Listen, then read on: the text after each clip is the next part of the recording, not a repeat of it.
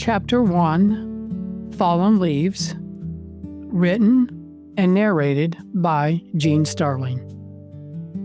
The first leaf falls. Family poem.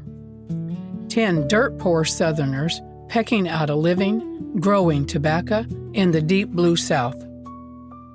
The daddy died. Without him by their side, 9 little Southerners hungry in the South. The mama's last little baby girl was born, so now she had 9. 9 little Southern barefoot kids pecking out a living, growing tobacco in the deep blue South.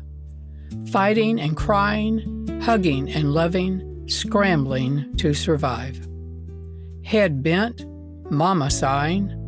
10 little Southerners living in the South. Got big they did, those little Southern boys and girls. Grew into men and women, pecking out a living in the deep blue South. Some moved away, some stayed put. All shoved their fears deep inside, trying to hide from the remaining crew. Deep blue pain the southern winds blew. Next went the mama to be with the daddy. Now there were 9 little Southerners left to live. Following the mama, death came to call, took one of the twins away from us all. 8 little Southerners left to live. Now the eldest sister left to be with the Lord. Older but not old, she still had to go. 7 little Southerners left to live. Only a few weeks till death called. Let's take the sister next in this clan of little Southerners pecking out a living in the deep blue South. 6 little Southerners left to live. Death satisfied took leave from the Southerners that soggy fall, gave them a little reprieve to prepare for his next call. Summer's blaze smolders hot, time for the patriarch of this lot. Took the oldest brother, and now that just left 2 brothers in this little Southern crew. 5 little Southerners left to live. The death angel gazed with pity on the little Southern clan, said, "You know, I think I'll give them a while in the sun and Southern sand to heal." 6 years pacing at the gate, no more time to wait. Now's the season for the middle red-headed Southern girl. 4 little Southerners left to live.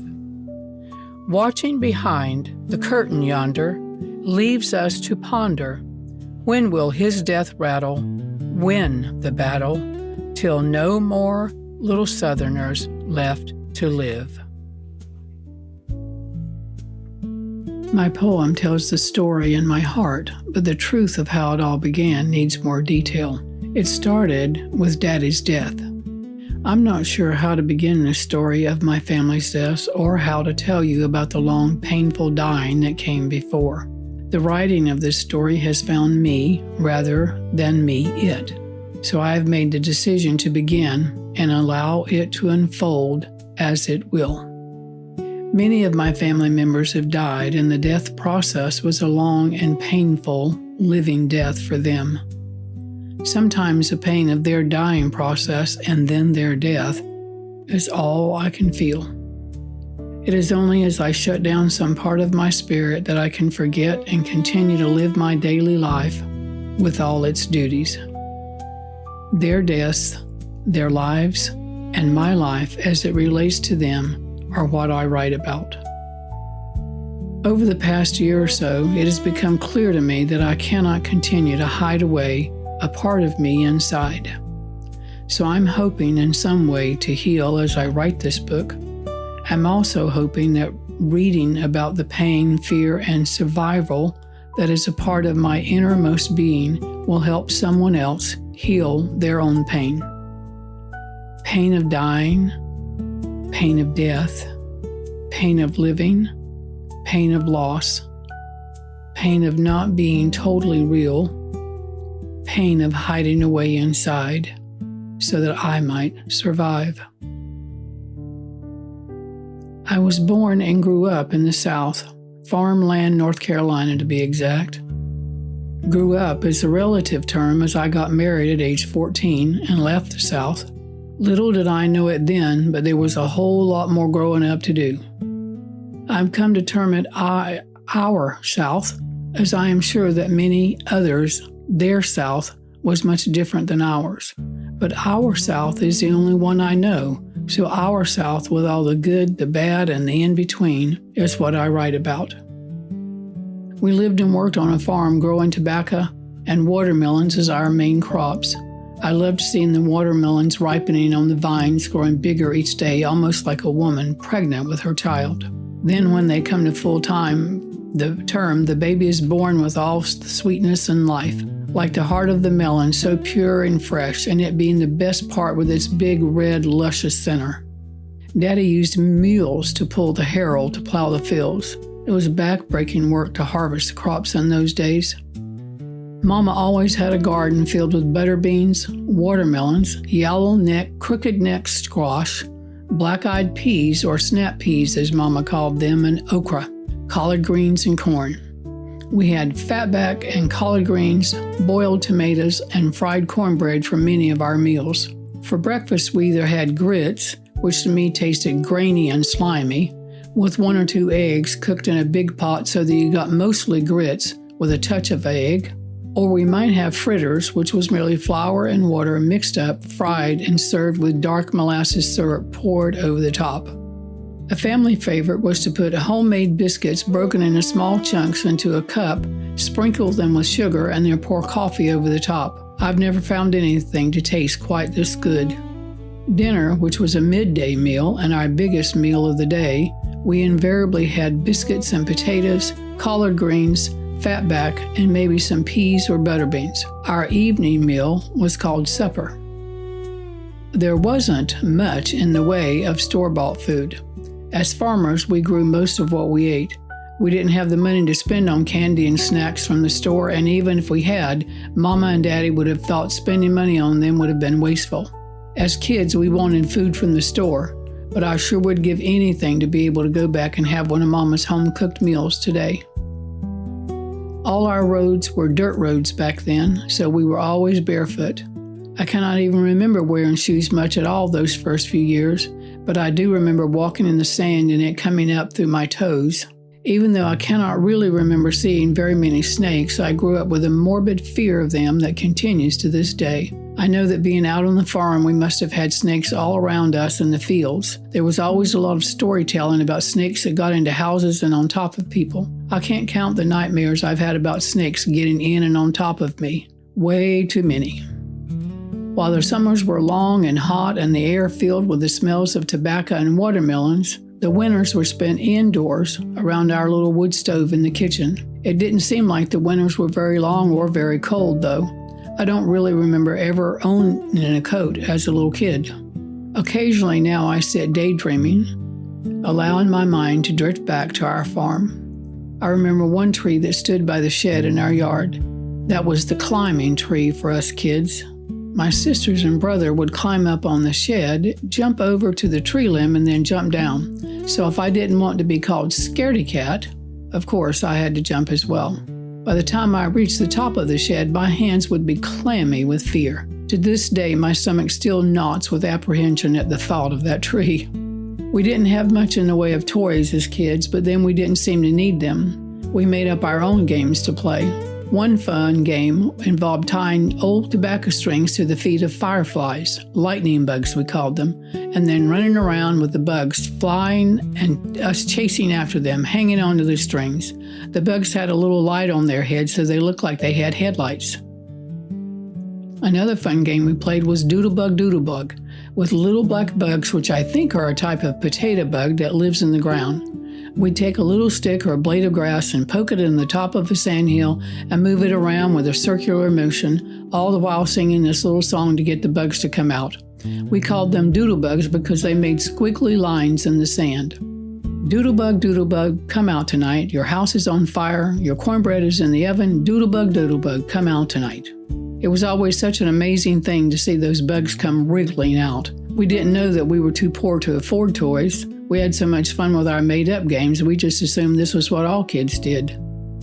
We slept 4 or 5 to a bed back then, and I remember dreaming of having to go to the bathroom, which for us at the time was an outdoor toilet.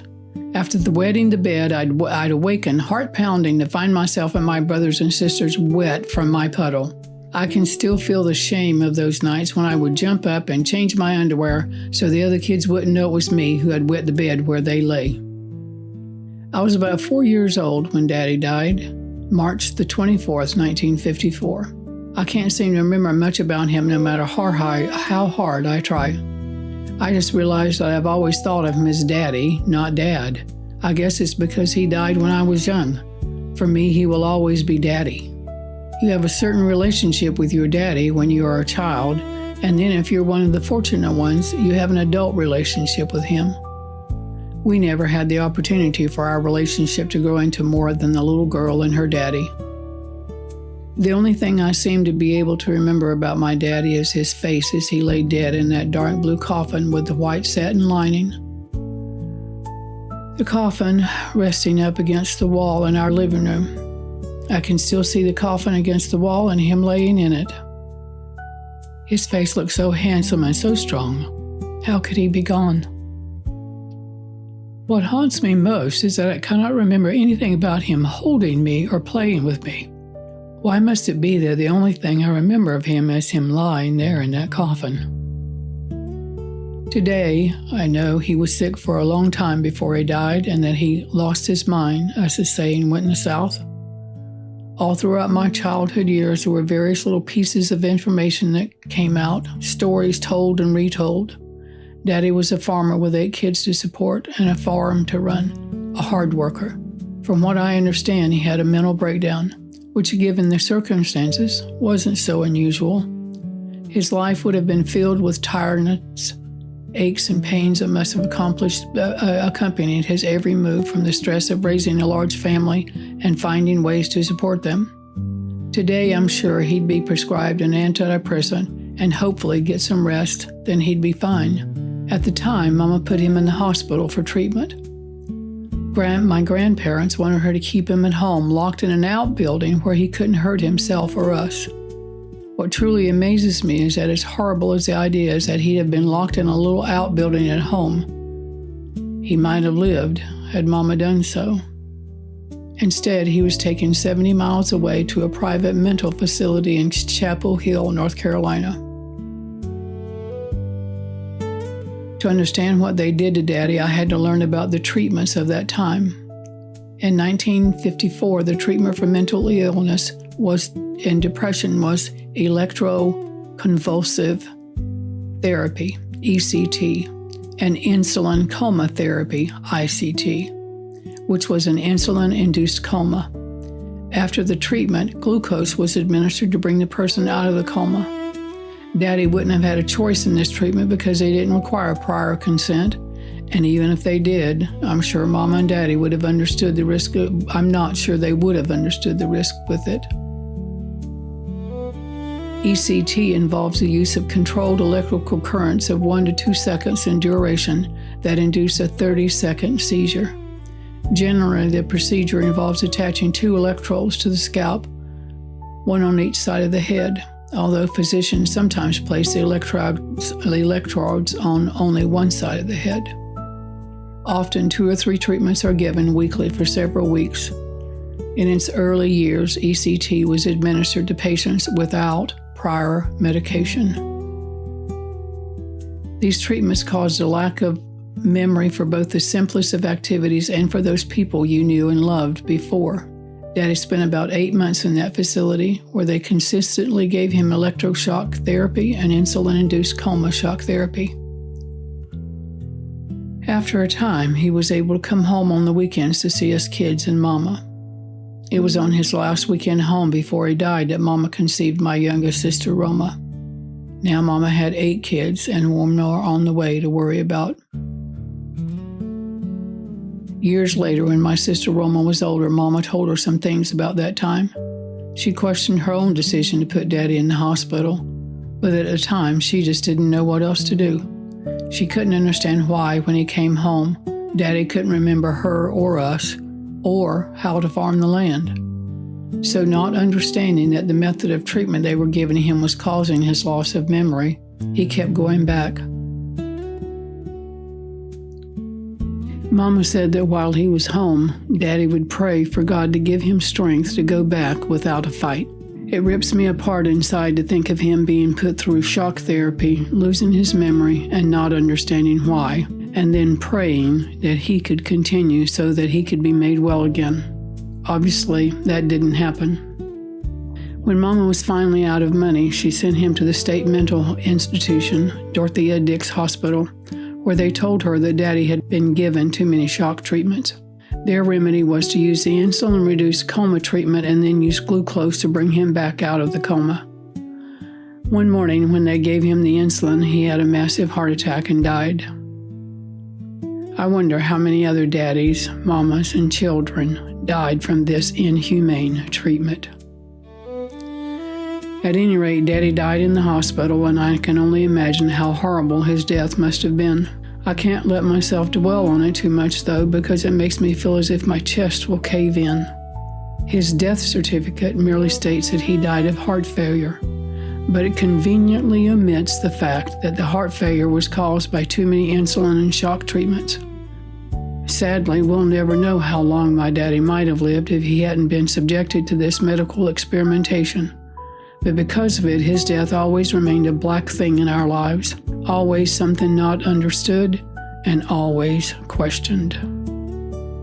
Mama did try to get information from the hospital and from the doctors, but to no avail. She obviously passed her suspicions on to us because we always assumed there was something amiss in Daddy's death. Years later, when my twin sister Berlene was in nursing school, she went to the hospital and saw the records. That's when she learned the truth. It was only when I began writing this book that I learned the truth as well. My fears and hiding from her had always kept me from asking the questions until now. The hospital had given him too much insulin, and because of it, the 9 of us had grown up without a father. I never checked the records, and sometimes I must wonder why.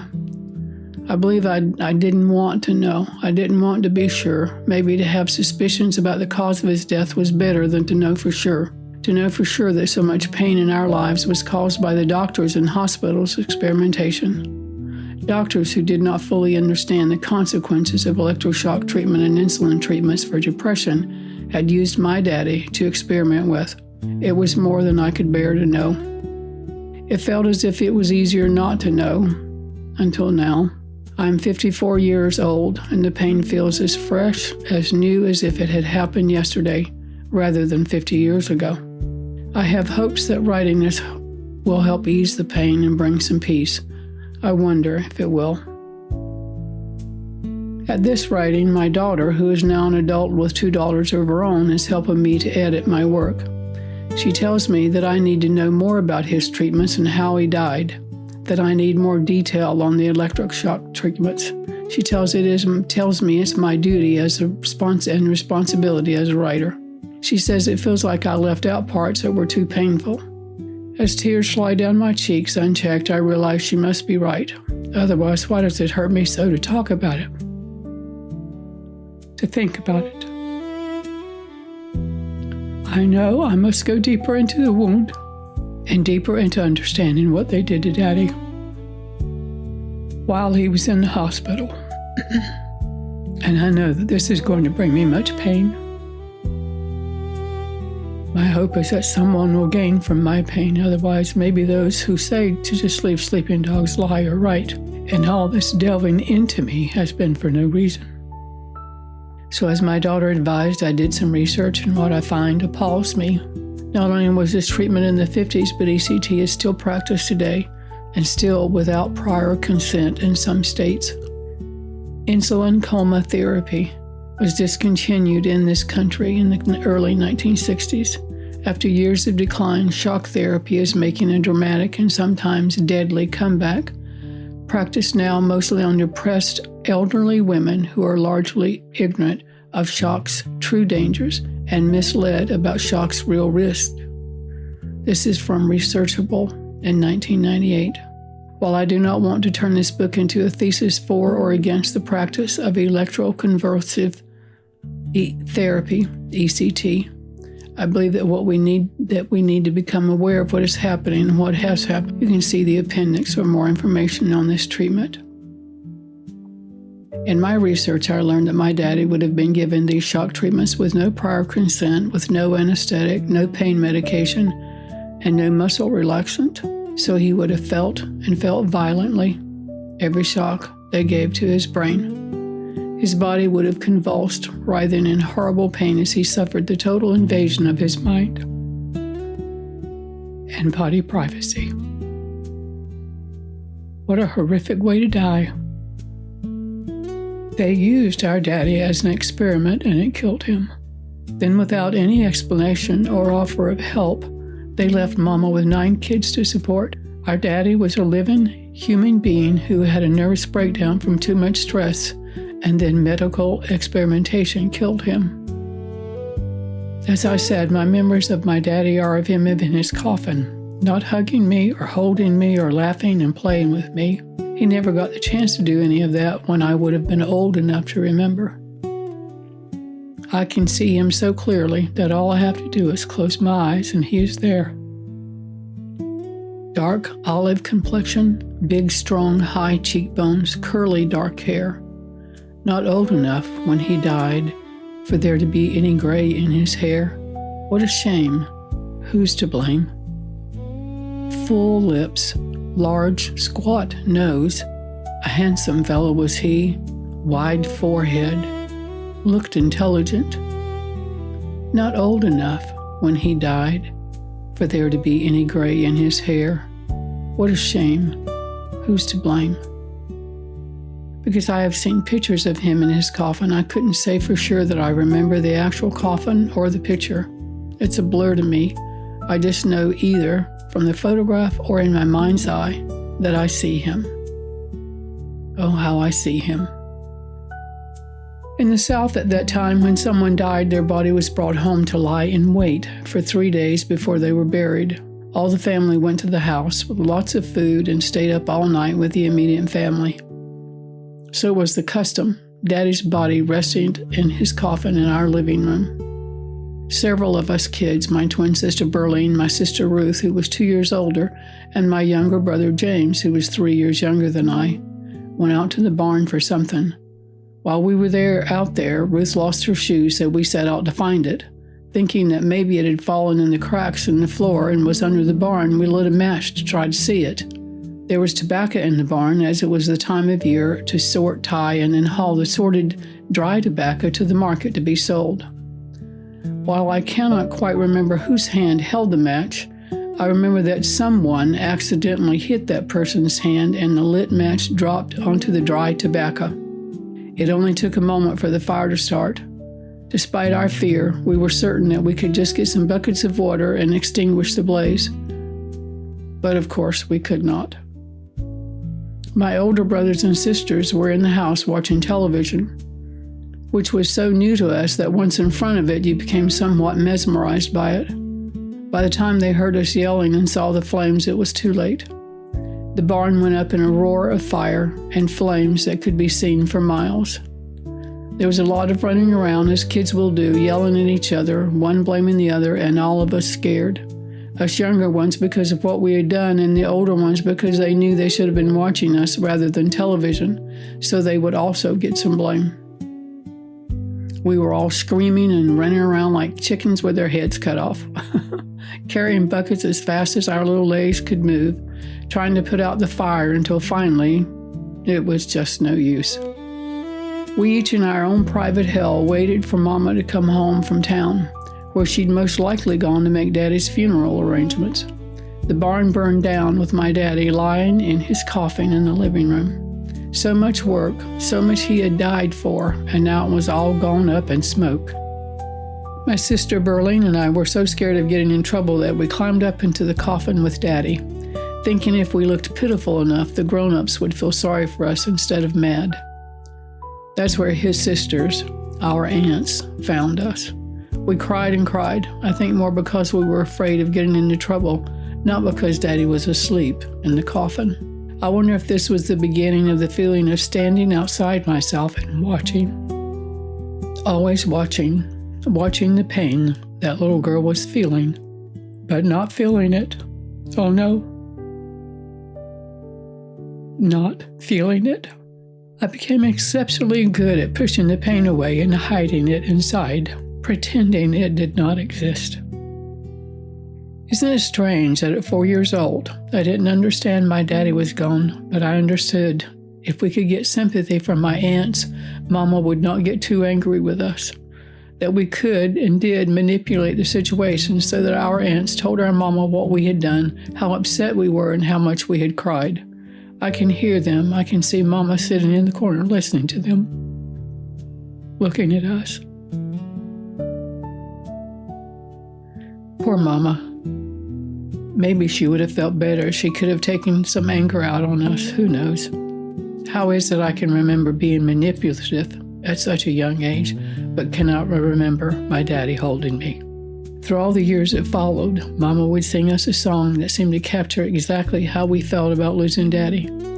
If I just close my eyes, I can hear her singing it to us and us kids singing along with her. A little girl was waiting for her daddy one day. It was time to meet him, and she heard her mommy say, "Come to Mommy, darling. Please do not cry. Daddy's gone to heaven, away up in the sky." How far is heaven? When can I go to see my daddy? He's there, I know. How far is heaven? Let's go tonight. I want my daddy to hold me tight. He was gone so suddenly, I could not say goodbye. I know that he's in heaven. We'll meet him by and by. Little girl, she trembled. Her tears she could not hide. She looked up towards heaven, and then she replied, "How far is heaven? When can I go to see my daddy? He's there, I know. How far is heaven? Let's go tonight. I want my daddy to hold me tight. I want my daddy to hold me tight."